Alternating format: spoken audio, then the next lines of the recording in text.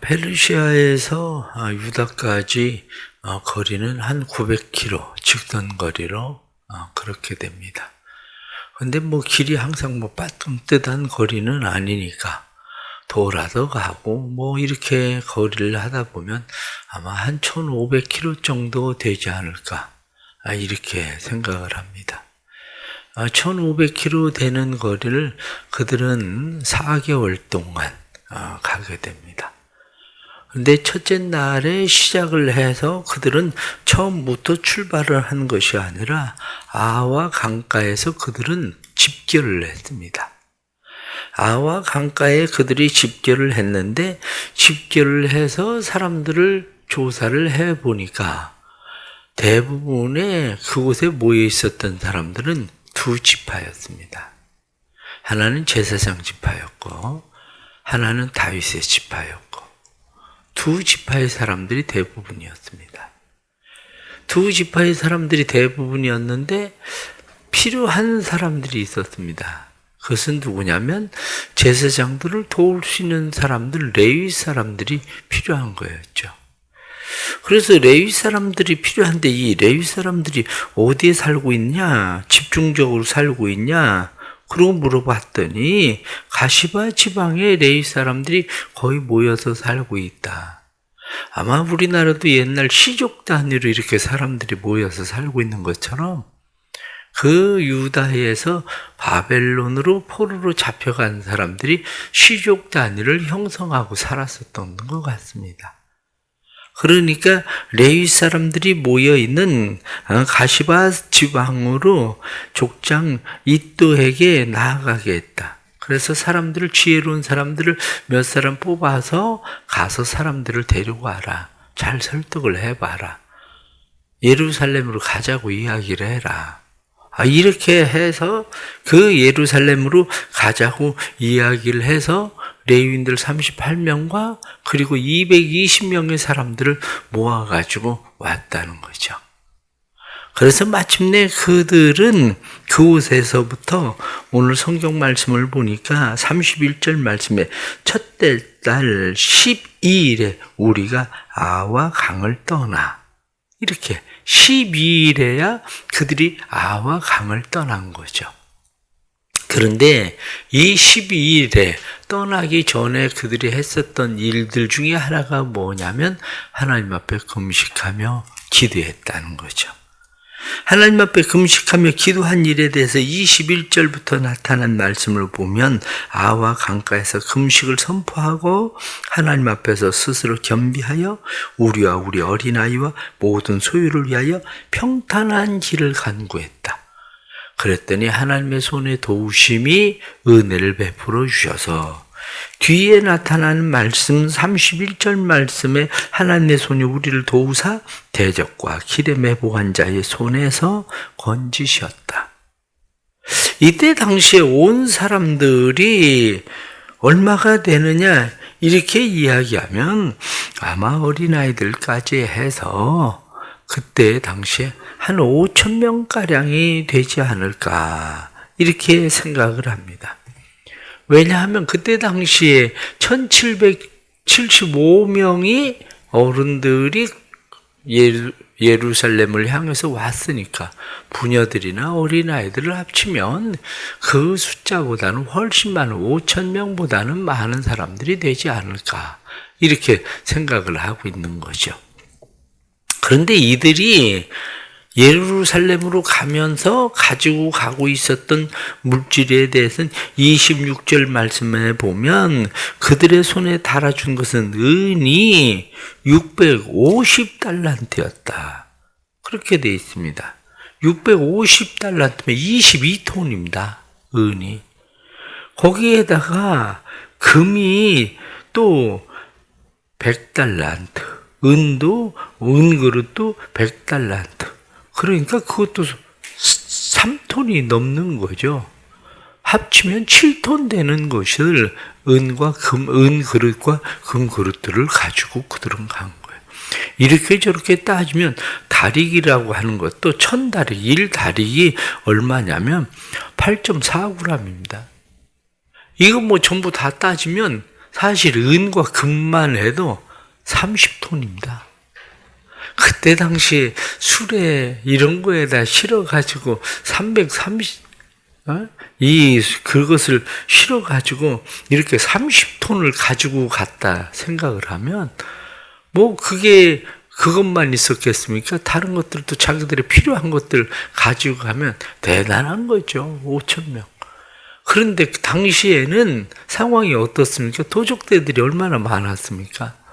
도적대들이 많이 있어서 이 도적대들로부터 이것을 지키고 보호하려면 그것도 참 쉬운 일은 아니거든요.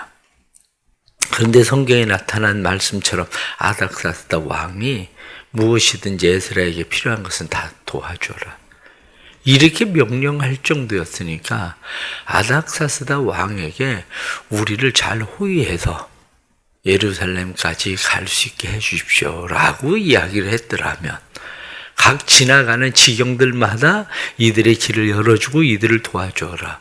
왜냐? 느헤미야가 올 때는 그렇게 했거든요. 그런데 이렇게 이야기를 했더라면 훨씬 더 편했을 건데 오히려 에스라는 그렇게 하지 않고, 에스라는 그렇게 하는 일들보다도 우리는 하나님 앞에 구해서 하나님의 은혜를 입겠다, 이렇게 생각하고 하나님의 은혜를 입고 갔는데 예루살렘에 그들이 도착했다는 거죠. 오늘 성경에 나타나는 말씀을 통해서 우리가 몇 가지 또 다시 생각하려고 하는 말씀이 있습니다. 그 중에 가장 첫째가 뭐냐면 그것은 영적 가문이에요. 가문. 우리의 영적 가문을 세우는 일이 참 중요합니다. 왜냐하면 맨 처음 1차 바벨론 포로에서 돌아올 때에 이들이 1차 바벨론 포로에서 돌아올 때 스룹바벨이 돌아오게 되죠. 한 5만 명가량의 사람들이 돌아옵니다.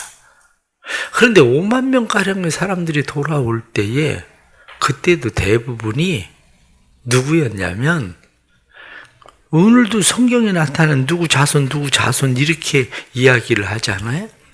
이 사람들이 대부분이 누구냐면 유다 지파에 속한 사람들이에요. 유다 지파, 제사장.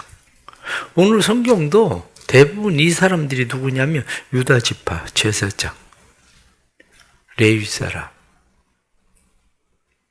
신앙의 영적 가문을 세우는 게 참 중요합니다. 이 영적 가문의 흐름을 이어가는 거. 왜냐하면 전통적으로 우리나라 같은 경우는 오랫동안 유교에 우리는 원래 유교야 이렇게 이야기하는 유교적 전통을 가지고 있는 사람들이 예수를 믿는 일도 쉽지는 않죠. 그렇기 때문에 우리의 자녀들에게 영적 가문을 만들어주는 일은 대단히 중요합니다. 영적 가문을, 하나님을 경외하는 믿음의 영적 가문을 잘 전승하는 일, 그 일이 중요한 거죠. 1차 바벨론 포로가 일어나고 그리고 나서 515년에 그들이 성전을 건축하고 그리고 나서 57년이 지나는 거거든요. 60년 가까이가 지나고 나서 에스라가 돌아오는 거거든요. 60년 가까이 지나서 돌아올 때에 예루살렘을 생각해 보십시오. 스룹바벨도 이미 죽었을 거고 여호수아도 죽었을 거고 그때 당시 학개나 스가랴나 이런 선지자들도 거의 다 죽었을 겁니다. 60년 세월이, 성전 건축을 하고 나서 60년 세월이 지났으면 그때까지 살아있는 사람이 과연 얼마나 있을까? 그런데 그때 예루살렘에 다시 영적 부흥을 일으켜야 되겠다, 이렇게 생각한 사람이 누구냐면 이 사람이 바로 에스라잖아요. 그런데 영적 부흥을 일으킬 수 있는 사람은 누굽니까? 영적 가문을 가지고 있는 사람이거든요. 그 사람들이 아니면 영적 부흥을 일으키기가 쉽지가 않거든요. 우리 자녀들을 영적 가문을 잘 세워야 돼요. 그러면 신앙의 전수를 잘 시켜야 됩니다. 신앙의 전수를. 그래서 자녀들이 신앙의 전수를 잘 받아서 영적 가문의 자녀들이 될 수 있도록 만들어야 돼요. 그게. 두 번째는 영적 문화입니다. 왜 이 사람들이 각 시족 단위로 뭉쳐 있었던 이 사람들 가운데 주로 유다, 제사장, 레위인 이 사람들만 돌아오게 될까요? 이게 문화예요. 문화가 무서운 게 그거예요. 바벨론에 흩어져 살고 있었던 이스라엘 백성들이 자연적으로 흡수되는 게 뭐예요? 문화거든요. 바벨론의 문화. 바벨론의 문화에 자연적으로 흡수돼서 살고 있었던 사람들이 그 바벨론의 문화에 흡수되지 않기 위해서 그들이 바벨론에서 했었던 일들 중에 하나가 뭐냐면 회당이라는 거거든요. 유대인들이 30집만 모이면 회당 하나를 지어서 회당을 중심으로 해서 교육하고 그들의 신앙을 지켜나가려고 하던 일들이었거든요. 그런데 그게 좀처럼 쉽지 않다는 거죠. 자녀들을 왜 교회에 가까이 하도록 만들어야 됩니까? 자녀들의 친구들이 왜 신앙적인 친구들을 가까이 하게 만들어야 됩니까? 그게 문화거든요. 놀아도 교회 마당에서, 교회에서 애들이 놀면 교회 문화를 배워요. 그런데 세상에서 아이들이 놀면 세상 문화를 배웁니다. 문화라고 하는 것은 뭐냐 이렇게 이야기하면 한마디로 문화는 우리의 삶에 오래 습득되어지는 삶이 문화예요. 문화는 나도 모르게 습득되어지는 삶, 이게 문화인 거거든요. 친구들끼리 모이면 담배 하나씩 옛날에는 한 가지씩, 담배는 뭐 돈으로 생각하지도 않고 그거는 서로 인사치레로 담배 한 깍 뜯으면 12명 모이면 그냥 한 가지씩 전부 나눠주고 빈통 대두고 그 문화였어요. 그러니까 거기 있는 사람들은 담배 한 가지씩 받아가지고 그냥 다 같이 담배를 피는, 이게 문화란 말이에요. 모이면 같이 나이트클럽 가고 술집 가고 2차 가고 3차 가고, 이게 문화란 말이에요. 그게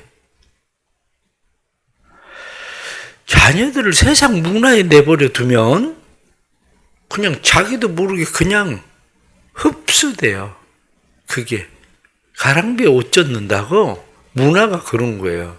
문화가 동성애 자연스러운 문화, TV를 통해서 남자들끼리 여자들끼리 스킨십하고 결혼하고 이런 거 자연스럽게 보면서 그게 문화가 된다니까요. 우리의. 그래서 자녀들에게 가급적이면 신앙의 사람들끼리 놀게 만들어야 돼요. 교회에서 놀게 만들어야 됩니다. 왜 교회에서 수련회를 하고 이렇게 합니까?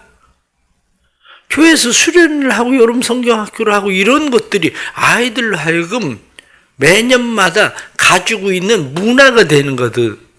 이게 그 문화가 신앙이 되는 거고요. 그래서 자녀들에 대해서 우리가 영적 가문을 만드는 일, 영적 문화를 만드는 일, 이게 부모들이 자녀를 위해서 물려주어야 될 중요한 일입니다. 이것이. 그 다음 세 번째, 오늘 성경에 나타나는 말씀을 보면서 18절 말씀에 보면 우리 하나님의 선한 손에 도우심을 입고, 성경 말씀에 그렇게 돼 있어요. 하나님의 손에 선한 도우심을 입었다. 뒤에 나타난 말씀도 하나님 앞에 21절 말씀에 우리 하나님 앞에 스스로 겸비하여 간구하였다. 그렇게 돼 있어요. 22절 말씀에 우리 하나님의 손을 찾는 모든 자에게 선을 베푸신다. 뒤에 나타난 말씀도 결국 하나님의 손이 우리를 도우사 그렇게 돼 있어요. 여기서 생각하려고 하는 것이 바로 그거예요. 우리는 우리의 자녀들과 소유를 위해서 기도하면 안 됩니까? 기도해야 돼요. 우리의 평탄한 길을 위해서 간구했다. 성경은 그렇게 돼 있는데 그런 기도를 하면 안 되는 겁니까? 해야 돼요. 종종 어떤 사람이 와서 교회 와서 때로는 뭐 세미나라고 뭐 이럴 때 나는 그런 기도 해본 적이 없다. 이렇게 얘기하는 사람들이 있어요. 그런데 왜 그 사람들하고 비교합니까? 에스라도 하는데. 우리 신앙이 잘못된 것 중에 하나가 뭐냐면 내 믿음을 다른 사람과 자꾸 비교한다는 거죠. 하나님이 내게 주신 믿음이 있는데 하나님이 내게 주신 믿음을 가지고 하나님 앞에 나를 어떻게 세울까의 문제가 중요한 거지. 다른 사람들과 비교해서 왜 그 사람을 꼭 따라해야 되는 겁니까? 그러면 왕이 도와주겠다고 이야기하던 이 에스라, 아닥사스다 왕이 도와주겠다고 해도 그 도움을 거절하고 난 도움 받지 않겠다. 그냥 나는 하나님 앞에만 기도해서 난 낫겠다.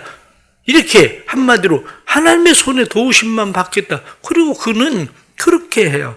왜냐? 하나님 앞에 구해도 되는데 다른 사람에게 구하는 것을 느헤미야는 이 에스라는 오히려 그것을 부끄럽게 여겼어요. 오히려. 그래서 22절 말씀 보면 왕에게 구하기를 부끄러워하였습니다. 내가 하나님 놔두고 왕에게 그것을 구하는 것을 스스로 부끄럽게 여기니까 구하지 않았어요. 그건 에스라의 믿음이에요. 그거는. 그러나 성경에 나타난 말씀을 보십시오.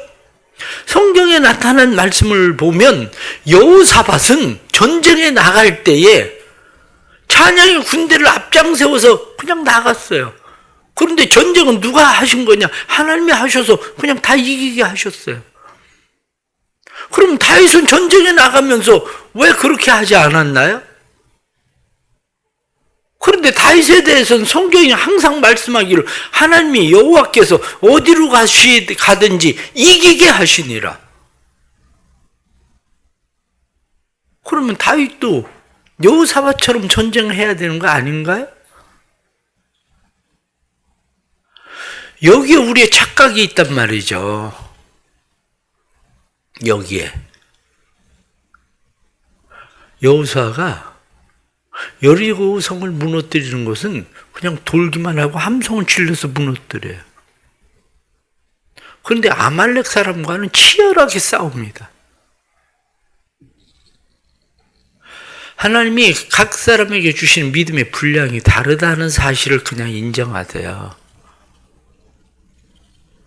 각 사람에게 주신 믿음의 분량이 다른데 내가 다른 믿음의 분량을 가지고 있으면서 다른 사람들이 하는 것이 그것만 옳은 믿음인 것처럼 생각하는 것도 옳지 않습니다. 누구는 약을 먹어서 낫는 사람, 어떤 사람은 약을 먹지 않고도 낫는 사람. 오늘 성경 본문에 나타나는 말씀을 보십시오. 이또에게 사람을 보내요. 그리고 그들에게 이야기해요. 너희들이 사람들을 좀 설득을 해서 그 레위 사람들을 불러들이게 해라. 그럼 기도해서 하나님이 그 사람들을 데려오게 하면 되지 왜 지혜로운 사람들을 그리로 보낼까요? 하나님이 사람 필요하면 그냥 다 붙이는 거 아닌가요? 이게 바로 믿음의 방법과 믿음의 분량이 모든 사람들에게 다 때를 따라서 상황은 다른 거예요. 아니 너 믿음으로 기도해서 낫는다면서 왜 이번에 약 먹어? 먹으면 어때요? 아니, 지금은 안 먹겠다는데 안 먹으면 어때요? 결론이 뭐냐 이 문제예요. 결론이. 다윗도 어디로 가든지 여호와께서 이기게 하시니라. 느헤미야도 가는 데마다 이들의 길 열어주고 이들을 도와줘라. 이렇게 이야기해서 느헤미야도 그렇게 돌아올 때에 하나님의 손에 도움을 입었다. 에스라도 우리는 하나님 앞에 기도했는데 하나님께서 우리를 강도떼들로부터 지켜주시고 우리를 잘 예루살렘까지 오게 하셨다.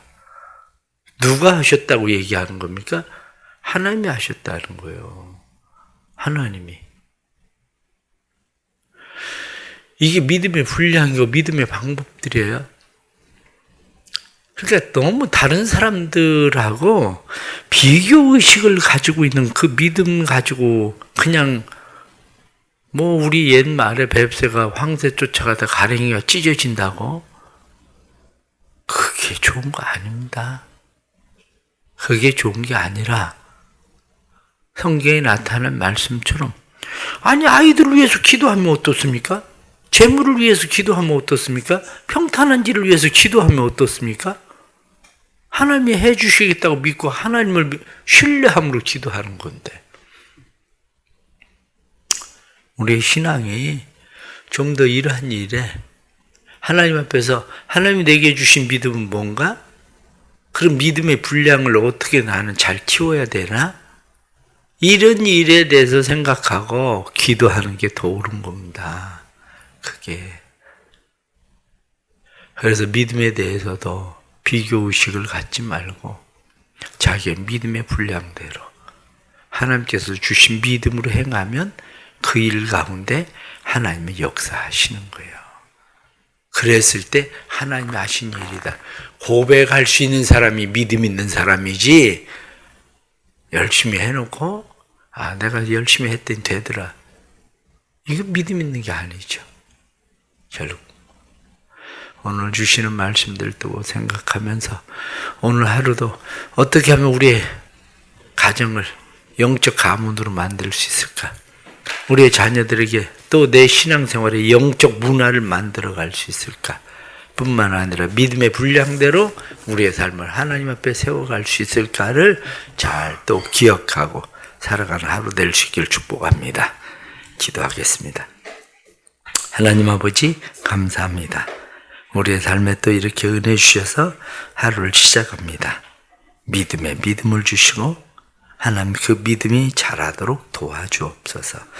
그 믿음이 자라게 해주셔서 하나님이 인도하시는 선한 믿음으로 살도록 도와주옵소서. 특별히 우리에게 하나님 믿음에 대한 그러한 우리의 삶의 갈등이 아니라 하나님 앞에서 믿음의 분량을 따라 행할 수 있는 은혜가 있도록 하나님 도와주옵소서. 성령 하나님께서 우리를 주의 은혜 가운데 충만하게 하시고 주님의 선하신 뜻을 이루는 삶으로 이끌어 주옵소서. 오늘도 새벽에 나와서 자녀들을 위하여 기도할 때 에스라도 어린 자녀들을 위하여 기도하고 하나님 앞에 평탄한 길 여시기를 위하여 기도할 때에 하나님의 손에 도우심을 힘입던 것처럼 새벽에 주께 나와서 그렇게 기도하는 사람들 하나님 은혜 베풀어 주시고 사랑하는 자녀들을 주께서 돌보시고 평탄한 길로 인도하시고 군애가 있는 자녀들을 돌보시고 평탄한 길로 인도하시며 우리의 사랑하는 자녀들 취업과 결혼과 인생의 모든 문제들을 위하여 기도할 때에 하나님께서 평탄한 길로 인도해 주옵소서. 재물의 보호도 위하여 기도할 때에 하나님께서 악한 자가 손대지 못하게 막으시는 은혜도 허락해 주옵소서. 질병으로부터도 보호해 주시고 지키시는 하나님의 은혜와 치유의 하나님의 손길도 나타나게 해 주옵소서. 예수님의 이름 받들어 기도드리옵나이다. 아멘.